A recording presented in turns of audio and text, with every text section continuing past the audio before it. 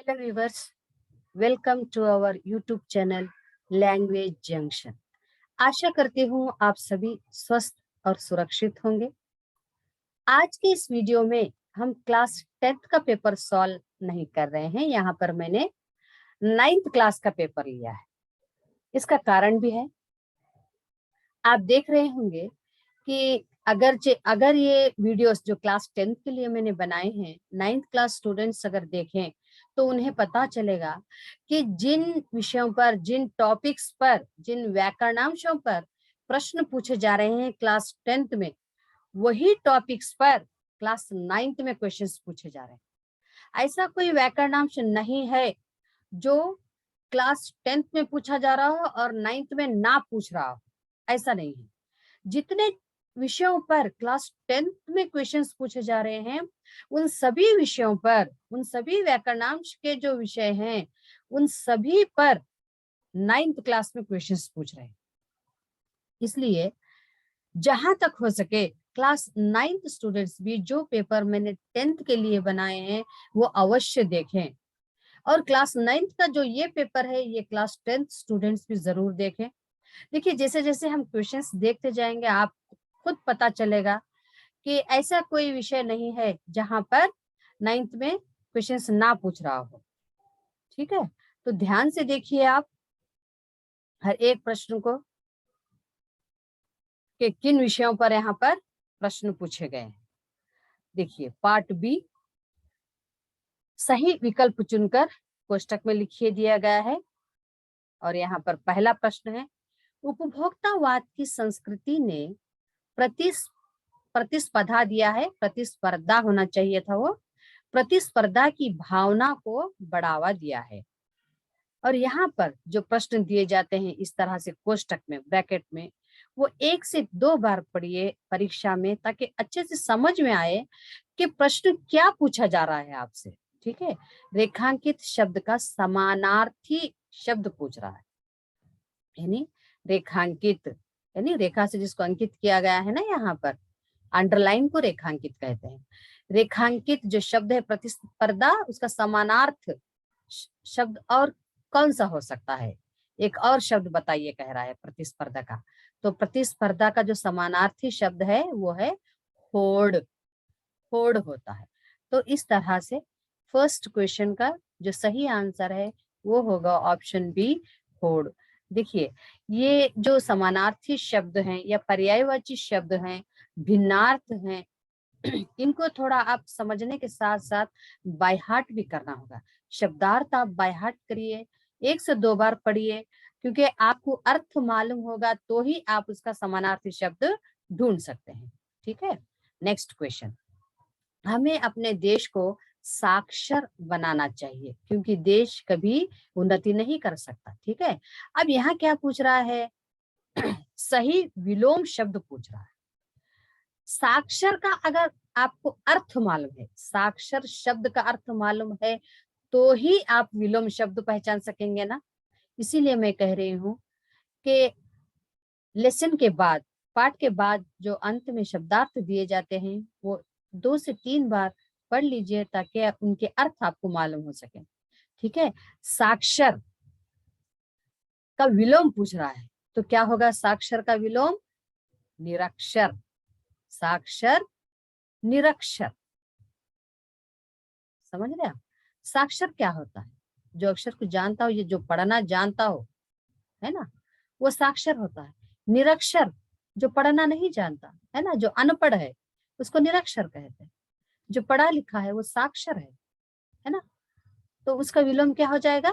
निरक्षर। ठीक है, तो C option is the correct answer for second question. Next question देखिए, क्वेश्चन नंबर 3, पीपल के पत्ते से नए नए हाथ, जूही की डाल से खुशबूदार हाथ, है ना। क्या पूछ रहा है? पुनरुक्ति शब्द पूछ रहा है यहाँ पे, है ना। देखिए, ये युग्म शब्द का एक भेद है ना। युग्म शब्द, इस पर मैंने वीडियो बनाया है और उसका लिंक मैं इसी वीडियो में डिस्क्रिप्शन बॉक्स में दे रही हूँ। आप डिस्क्रिप्शन बॉक्स में जाकर वो लिंक से आप युग्म शब्द देखिए, ताकि आपको पता चले कि पुनरुक्ति शब्द क्या होते हैं। ठीक है, पुनः यानी बार बार। आपको ये वाक्य में देखना है ऐसे कौन से शब्द हैं जो बार बार यानी 2 बार लिखे गए हैं। ठीक है, कौन से हैं वो? तो ऑप्शन दिया है पत्ते, जूही, पीपल, नए। तो क्या लिखा गया है, कौन सा ऐसा शब्द है जो 2 बार आया है यहाँ पर? तो वो है नए नए, है ना, पुनरुक्त यानी बार बार। तो इस तरह से थर्ड क्वेश्चन का सही आंसर क्या हो जाएगा? ऑप्शन डी, नए। ठीक है, नेक्स्ट क्वेश्चन, फोर्थ क्वेश्चन देखिए, सुबरन कलश सुरा भरा, साधु निंदा सोई, रेखांकित शब्द का प्रचलित रूप है। प्रचलित यानी अभी जो चल रहा है, प्रचलन में है, जो बोलचाल की भाषा में हम प्रयोग कर रहे हैं। पुराने समय में जो भाषा थी या बातचीत थी, वहां पर कलश इस तरह का, इस शब्द का प्रयोग किया जाता था, कलश। लेकिन आज के समय में हम कलश को किस शब्द से जानते हैं? कलश। कलश, है ना, जो छोटा सा इस तरह से पूजा के समय भी प्रयोग करते, देखिए छोटा सा इतना घड़ा जैसे छोटा होता है, उसको कलश कहते हैं। ठीक है, पहले कलश कहा जाता था, अब क्या कहते हैं? कलश। ठीक है, नेक्स्ट क्वेश्चन, फिफ्थ क्वेश्चन, प्रकृति की शोभा निराली है, पर्यायवाची शब्द पूछ रहा है ना। तो पर्यायवाची शब्द आपको याद करने होंगे। शोभा, इसके पर्यायवाची शब्द क्या है? छटा, सुषमा। ये शोभा इस शब्द के पर्यायवाची शब्द है। ठीक है, नेक्स्ट क्वेश्चन, अंग्रेजों ने नाना साहब के किले पर चढ़ाई कर दी, भिन्नार्थ पूछ रहा है ना। अब भिन्नार्थ क्या होते हैं? यानी शब्द एक ही रहता है, लेकिन संदर्भ अनुसार उसके अर्थ बदल जाते हैं, है ना, अलग अलग अर्थ देता है, उसको हम भिन्नार्थ कहते हैं। भिन्न का मतलब ही यही है, अलग, है ना। तो अब यहाँ पर चढ़ाई, जैसे अंक लीजिए, अंक जो होता है, माँ की गोदी को भी अंक कहते हैं। मार्क्स, जो आप परीक्षा में अंक लेते हैं ना, मार्क्स, उसको भी हम अंक कहते हैं, है ना। देखिए 2 अर्थ दे रहे हैं यहाँ पर। अंबर, अंबर आसमान को भी कहते हैं, अंबर कपड़े को भी कहते हैं, यानी 2 अर्थ दे रहा है यहाँ पर। मोर के पर सुंदर हैं, राजू तुम जाओ, पर मोहन तुम यही रहो, यानी पर लेकिन का भी अर्थ दे रहा है, मगर का अर्थ दे रहा है ना। तो ऐसे शब्दों को हम क्या कहते हैं? भिन्नार्थ वाले शब्द कहते हैं। शब्द एक ही रहता है, लेकिन उसके अर्थ अलग अलग रहते हैं। तो यहाँ पर चढ़ाई क्या हो जाएगा? इसका सही ऑप्शन वो होगा आक्रमण, ऊंचा चढ़ना। चढ़ाई, है ना, आक्रमण, हमला, हमला कर देना, चढ़ाई। और एक होता है ऊंचा चढ़ना। ठीक है, समझे आप? भिन्नार्थ। नेक्स्ट क्वेश्चन, 7th क्वेश्चन देखिए, काली मिट्टी उपजाऊ होती है, यहाँ पर प्रत्यय पूछ रहा है आप, है ना, प्रत्यय। प्रत्यय, इस पर भी एक वीडियो बनाई गई है, आप वो देख सकते हैं। अगर आप चैनल को सब्सक्राइब करेंगे तो सभी वीडियोस आपको मिल जाएंगे, जो व्याकरण से संबंधित जितने यहाँ पर वीडियोस बनाए गए हैं, अलग अलग वीडियोस, आप उन्हें देख लीजिए, बहुत अच्छे से समझेंगे। अब देखिए, उपजाऊ, प्रत्यय, प्रत्यय क्या होते हैं? शब्द के अंत में शब्दांश, यानी शब्द का एक अंश, अंश यानी हिस्सा, एक हिस्सा लगकर उस शब्द के अर्थ में बदलाव आता है, बदलाव लाता है वो शब्दांश, है ना, उसको प्रत्यय कहते हैं। उपसर्ग और प्रत्यय कैसे याद रखें हम? देखिए, वर्णमाला में उ पहले आता है ना, उपसर्ग। उ के बाद बहुत बाद में प आता है, ठीक है, बाद में आ रहा है, इसलिए शब्द के बाद पहले अगर लग गया, उपसर्ग।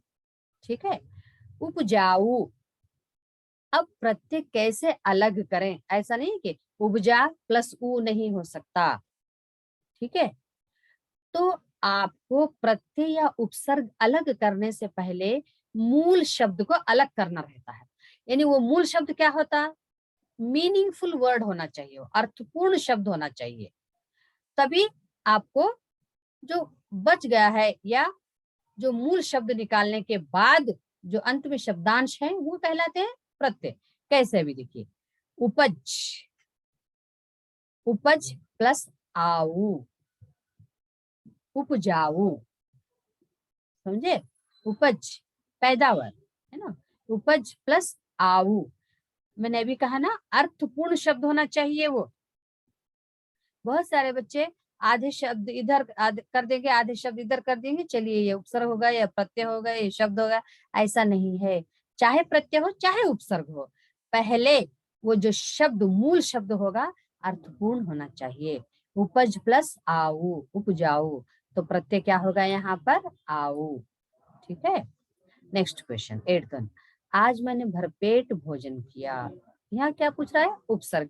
मैंने अभी कहा आपसे, शब्द के अंत में अगर लगे प्रत्यय, शब्द से पहले लगे तो वो शब्दांश क्या कहलाते हैं, उपसर्ग कहलाते हैं। अब भर पेट, भर पेट, अब मूल शब्द निकाल दीजिए, क्या हो रहा है, पेट, अर्थ दे रहा है ना, पेट, स्टमक, पेट। पहले क्या लगा यहाँ पर, उपसर्ग भर, है ना। अब क्या हो गया, भर पेट, तो उपसर्ग क्या क्या होगा यहाँ पर, भर, तो इसको आप टिक कर दीजिए, भर। ठीक है, समझ रहे हैं आप प्रत्यय और उपसर्ग में क्या अंतर है। नेक्स्ट क्वेश्चन, एक बालिका स्वच्छ उज्जवल वस्त्र पहने हुए नाना साहब के भग्नावशिष्ट प्रसाद के ढेर पर बैठी रो रही थी। देखिए वर्तनी की शुद्धि पूछ रहा है यहाँ पर, है ना। वर्तनी यानी स्पेलिंग्स। आपको एक शब्द ऐसा देता है जिसमें स्पेलिंग मिस्टेक्स रहते हैं, वर्तनी को शुद्ध करना रहता है आपको। ठीक है, शुद्ध वर्तनी में लिखना रहता है, वर्तनी यानी स्पेलिंग्स। अब यहाँ पर जो इतने शब्द ऑप्शंस जो दिए गए हैं उसमें से देखना है आपको कि कौन सा सही है ना।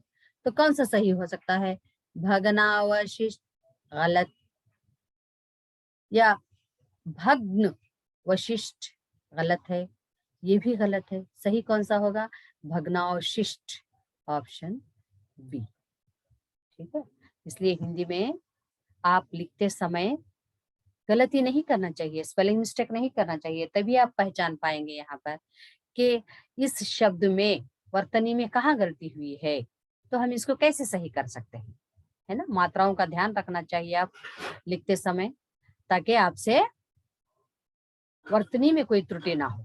ठीक है, नेक्स्ट क्वेश्चन, क्वेश्चन नंबर 10 देखिए क्या है यहाँ पर, सम्राट ने अपनी सेना को आज्ञा दी।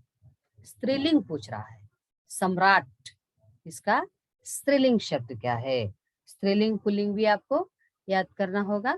तो सम्राट का जो स्त्रीलिंग है वो होता है साम्राज्ञी, सम्राट साम्राज्ञी। लिंग पहचानना है, लड़का लड़की, है ना, इस तरह से, अध्यापक अध्यापिका।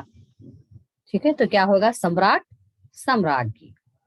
Next question 11th one, Abdul Kalam ji निरंतर कर्मशील रहते थे। देखिए शब्द संक्षेप पूछ रहा है यहाँ पर, शब्द संक्षेप भी बोलता है, वाक्यांश के लिए एक शब्द बोलता है, अनेक शब्दों के लिए एक शब्द बोलता है। इस तरह अलग अलग रूप में प्रश्न पूछे जाते हैं। ठीक है, लेकिन इन सभी का अर्थ एक ही होता है। तो अब यहाँ पर निरंतर कर्मशील रहते थे, यानी सदा काम करते ही रहते, कर्म यानी काम, काम करते ही रहते थे। जो इंसान सदा काम करते रहता है उसको क्या कहते हैं, एक ही शब्द में बताना है आपको, तो उसको क्या कहते हैं, कर्मठ। क्या कहा जाता है, कर्मठ, है ना। तो बहुत सारे शब्द दिए गए हैं आपको, इन सभी शब्दों के लिए एक शब्द होता है कर्मठ, समझे। जो शिक्षा देता है, मैं इतने सारे शब्द बोली, एक ही शब्द में क्या कहेंगे, शिक्षक, है ना। जो बहुत परिश्रम करता है, इतने शब्द बोली, उसके लिए एक ही शब्द क्या करेंगे, कहेंगे हम, परिश्रमी। बहुत मेहनत करता है, जो बहुत मेहनत करता है, क्या कहेंगे उसको एक ही शब्द में, मेहनती, समझे। ये होता है अनेक शब्दों के लिए एक शब्द, या शब्द संक्षेप, कुछ भी कहें आप, अर्थ एक ही होता है। ठीक है, नेक्स्ट क्वेश्चन, जानवरों में गधा सबसे बुद्धिमान समझा जाता है ना? तत्सम रूप पहचानना है आपको यहाँ पर। तत्सम, तद्भव आप अच्छे से पढ़ लीजिए, याद कर लीजिए, है ना। तत्सम वो शब्द होते हैं जो संस्कृत से एज इट इज, जैसे का तैसा हम हिंदी भाषा में प्रयोग करते हैं, है ना। तद्भव वो शब्द है जो संस्कृत से उद्भव हुआ है उनका, लेकिन हम हिंदी भाषा में आसानी के लिए उसमें कुछ बदलाव किए हैं, वो तद्भव होता है। ठीक है, जैसे तद्भव देखिए यहाँ पर गधा कह रहे हैं हम, लेकिन वही तत्सम संस्कृत में हम क्या कहेंगे? गर्दभ। क्या कहेंगे? गर्दभ। समझ रहे आप? सो तत्सम और तद्भव इन शब्दों को भी बहुत अच्छे से पढ़ लीजिए। नेक्स्ट क्वेश्चन, 13th क्वेश्चन देखिए। सुनहरे परिंदों के खूबसूरत पंखों पर सवार सांवले सपनों का एक हुजूम मौत की खामोशी वादी की तरफ अग्रसर है। ठीक है, रेखांकित क्या किया गया है यहाँ पर? परिंदों। ठीक है, अब क्या पूछ रहा है आपसे? ये किस भाषा का है पूछ रहा है यहाँ पर, है ना। आपको इस तरह से दिया है हिंदी, उर्दू, संस्कृत, तेलुगु, और ऐसे शब्द भी पूछे जाते हैं देशज, विदेशी, है ना। तो वहां पर भी आपको पहचानना रहता है। ठीक है, तो अब देखिए यहाँ पर परिंदे, क्या हिंदी में भाषा में परिंदे कहते हैं हम, है ना। हिंदी में तो पक्षी कहते हैं, तो फिर ये किस भाषा का होगा? उर्दू भाषा में हम परिंदा कहते हैं, है ना। परिंदों के खूबसूरत पंखों पर, परिंदा ये उर्दू भाषा का शब्द है। ठीक है, right answer is option B. Next question, Mohan के पिताजी उड़ती चिड़िया को पहचान लेते हैं। देखिए मुहावरा दिया गया है, उड़ती चिड़िया को पहचानना। ठीक है, किसके क्या भाव देता है, यानी क्या अर्थ है इसका, है ना। तो अपनी ही बात कहते जाना, ये होता है इसका भाव, या बहुत क्रोधित होना, बुरा भला कहना, या बहुत अनुभवी होना। अनुभवी यानी क्या? एक्सपीरियंस्ड। तो यहाँ पर उड़ती चिड़िया को पहचान लेते हैं, ये मुहावरा है, इसका भाव क्या है? बहुत अनुभवी होना, बहुत एक्सपीरियंस्ड होना, है ना। वो तो इतने अनुभवी हैं कि उड़ती चिड़िया को पहचान लेते हैं, है ना। तो इस तरह से यहाँ पर जो सही ऑप्शन होगा वो है ऑप्शन ए, बहुत अनुभवी होना किसी काम में। ठीक है, नेक्स्ट क्वेश्चन, सही शब्दकोश क्रम पहचानिए बोल रहा है। देखिए अभी तक शायद 4 से 5 साल पहले कभी शब्दकोश क्रम नहीं दिया था क्लास 9th में, लेकिन अब क्लास 9th में भी शब्दकोश क्रम पूछ रहा है। केवल 10th में पूछा जा रहा था शब्दकोश क्रम, ठीक है, लेकिन अब 9th में भी यह प्रश्न पूछ रहा है। मैं इसीलिए कह रही हूँ, ऐसी कोई टॉपिक, ऐसा कोई विषय नहीं है व्याकरणांश का जहां पर 9th में क्वेश्चंस ना पूछे जा रहे हैं। जो 10th में पूछे जा रहे हैं क्वेश्चंस, सेम वही क्वेश्चंस 9th में पूछे जा रहे हैं। ठीक है, शब्दकोश क्रम एक तो यहाँ पर लिखकर मैं समझाना पड़ता है, ये इसलिए मैंने शब्दकोश क्रम में लिखना, कैसे लिखें सही शब्दकोश क्रम में लिखने का जो तरीका है, मैंने उस विधि की एक वीडियो बनाई है शब्दकोश क्रम, उसका लिंक भी मैं यहाँ पर दे रही हूँ। हो सके तो वो देख लीजिए, ताकि बहुत अच्छे से आप समझ सकें कि शब्दकोश क्रम में कैसे लिखना है। शब्दकोश यानी इंग्लिश में डिक्शनरी को डिक्शनरी कहते हैं, हिंदी में शब्दकोश कहते हैं। ठीक है, मैं यहाँ पर केवल आंसर बता रही हूँ, हो सके तो आप वो वीडियो देख लीजिए, बहुत अच्छे से आपको समझ में आ जाएगा। तो इसका सही आंसर क्या होगा? Option D. नेक्स्ट क्वेश्चन, मेरी समझ में तो ये पढ़ाई लिखाई के जंजाल नहीं आते। रेखांकित शब्द क्या है? पढ़ाई लिखाई। ठीक है, इससे पहले हमने नए नए पुनरुक्त शब्द देखे है ना, युग्म शब्द का एक भेद, यहाँ पर फिर से युग्म शब्द का एक भेद पूछा है ना। लेकिन यहाँ भेद ना देकर क्या कह रहा है? क्या ये पुनरुक्ति है? क्या बार बार आए हैं दो शब्द यहाँ? नहीं, पढ़ाई अलग है, लिखाई अलग है। पुनरुक्ति नहीं हो सकता, देशज नहीं हो सकता, समानार्थी तो नहीं हो सकते पढ़ाई और लिखाई, है ना। दोनों समान अर्थ नहीं देते हैं, लेकिन जब भाषा में प्रयोग हो रहे हैं एक साथ प्रयोग होते हैं। जब भाषा में इस तरह से दो शब्द एक साथ प्रयोग होते हैं तो उन शब्दों को हम क्या कहते हैं? युग्म शब्द।